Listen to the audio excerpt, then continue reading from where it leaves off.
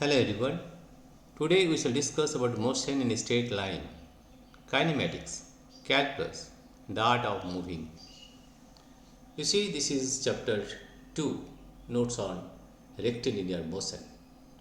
Now you'll find it here that motion in a straight line, how we can discuss this one. Number 2, kinematics, position, path length and displacement. Suppose this is our origin. We can define the position P in one dimension in this way, position X. This is displacement. Displacement is the smallest distance. We can revise it by this one, that is del x. This is delta x, that is this is the small is shortest distance between two positions. This is known as displacement because displacement is a vector quantity. And path length means this one is the path length, right? Actual distance covered by the particle is known as the path length. This is actual distance covered by the particle. And what is the displacement? Displacement is the shortest path length, that is displacement, because displacement is a vector quantity and this distance is a scalar quantity. So round trip is for 100 miles out, 100 miles back, displacement is 0. A path length is 100 plus 100 is 200 miles, because distance is a scalar quantity but displacement is a vector quantity, right? So displacement is 0. So displacement is a vector means it has magnitude and direction both, right? Now we learn another important thing, that is this one, average velocity. What is that average velocity? V bar, or means you can write in this way or you can write in this way also. The delta x by delta t, x2 minus x1 by t2 minus t1. This is the average velocity and depends on displacement, can be positive or negative, right? Average speed, because it is a vector quantity and average speed is a scalar quantity. Average speed, total path length divided by total time interval. So depends on total distance, always positive. So average speed is always positive, but velocity may be positive or negative because this is a vector quantity. This is the vector and the average speed is a scalar quantity. This is a scalar, right? Insight. Speed tells you the rate of travel. Velocity tells you the rate of changes in position also, and it shows the direction and magnitude also. This one is instantaneous velocity. What is that? Geometrically, instantaneous velocity is the slope of the tangent to the position time graph.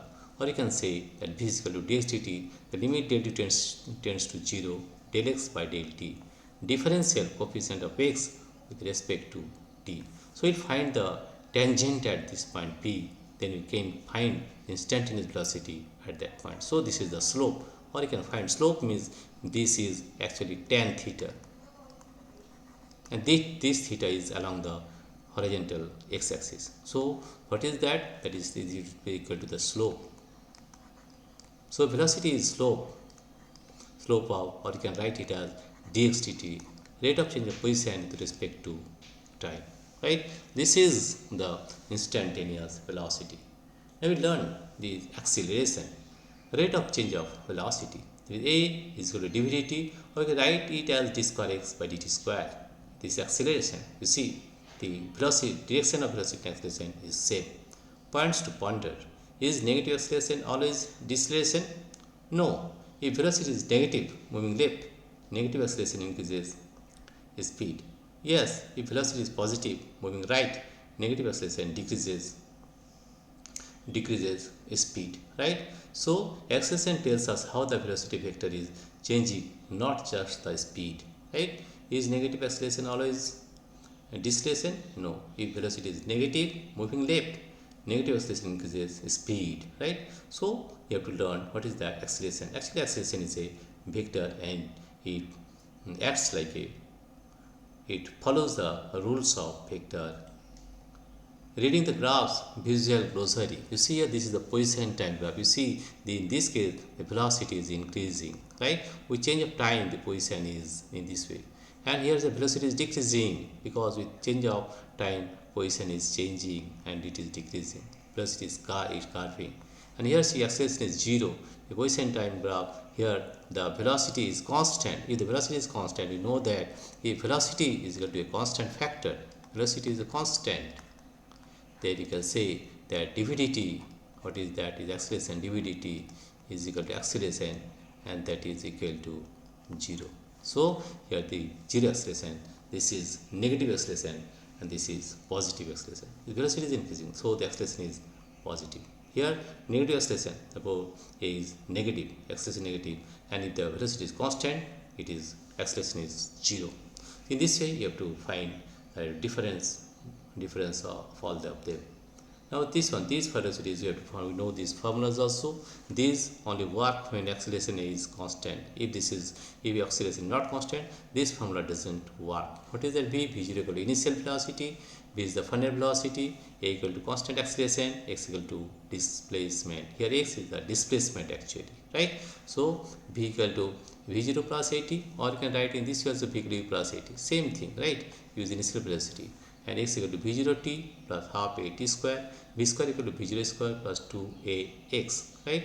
These are the different formulas we have to remember, right? And remember that these only work when acceleration is constant. If acceleration is not constant, this formula doesn't work, right? So the next thing or important thing is this one, deriving displacement from Vt graph.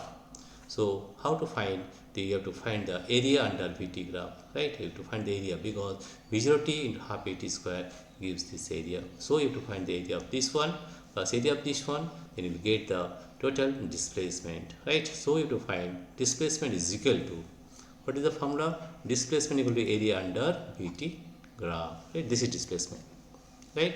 So if you find the area, we will get the displacement. Next important thing is this one, calculus derivation. You can find the calculus method also. Suppose A is equal to dvdt or difficult to A dt. Integrate from V0 to V, right? We are integrating V0 to V. Integration dv. D means V minus V0 equal A into integration of dt. Here A is constant, so it can be written as A integration of dt. Acceleration is constant, A into t. So V equal to V0 plus AT. Now use V equal to dx dt. So dx equal to V0 plus AT dt. So integrate from x0 to x. So x0 to x, or it can be found x0 to x dx V0 plus AT dt. So if you integrate this one, it will get V0 into t plus half a square. So this is the equation. So you have derived by the calculus method this equation and this equation. Both equations we have derived it by calculus method. V equal to V0 plus AT, and this one is Vx equal to V0t plus half a t square. So this is the calculus derivation. Besides that, we have other things, that this one, that is ultimate constant acceleration. What is that? The kinematic equations for free fall. In place of A, you have to write minus g. So what is V equal to V0 plus AT, it is minus gt. Y equal to V0t minus half gt square. V square equal to V0 square minus 2gy. We replace x and y for vertical motion, right? Vertical motion. So A will be equal to minus g, and that is minus 0.8 meter per second square for our earth. You see, this is acceleration versus time, this is velocity versus time, this is distance versus time. These are the various gravity zone. Acceleration versus time, right? This is velocity versus time, distance versus time. So you have to know this graph also. Besides that, we will do this one, the real world physics, stopping distance. This is very much important. Stopping distance can be found out by the formula ds equal to minus v0 square by 2a. Double speed 2x, right? Quadruple speed, where stopping distance is 4x, right? So stopping distance is proportional to the square of the speed, right? This is important. This here is square of the speed. The stopping distance is proportional to the square of the speed, right? Besides that, you will get this one also, and measuring reaction time.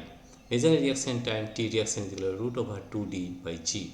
How to try this? Drop a ruler, catch it, measure the distance d, and calculate your brain's processing speed, root over 2d by g. In this way, you can find the measuring reaction time. This one is summary sheet. Summary sheet is calculus definitions, architects architect's daughter, v equal to velocity dx dt, and acceleration equal to dv dt by differentiation. The big three equations of architect's daughter for a constant acceleration. Remember that these three equations will be applicable whenever there is a constant acceleration. V equal to v0 plus 80, x equal to v0 t plus half a t square, b square equal to v0 square plus 2ax, right? And graph rules architect's daughter, slope of xt velocity, slope of vt acceleration, area under vt is displacement. So to remember all these factors also. Besides that, we have another important thing, final thoughts and paradoxes. What is that? Can a particle have zero velocity and non-zero acceleration? Yes, think of a ball thrown upward. At the very peak, velocity is zero, but gravity is still pulling down equal 9.8 meter per second square. Right? Does zero velocity imply zero acceleration? Not necessarily. Motion is continuous. Calculus is the language that allows us to freeze time and understand change. Thank you everybody for watching this video.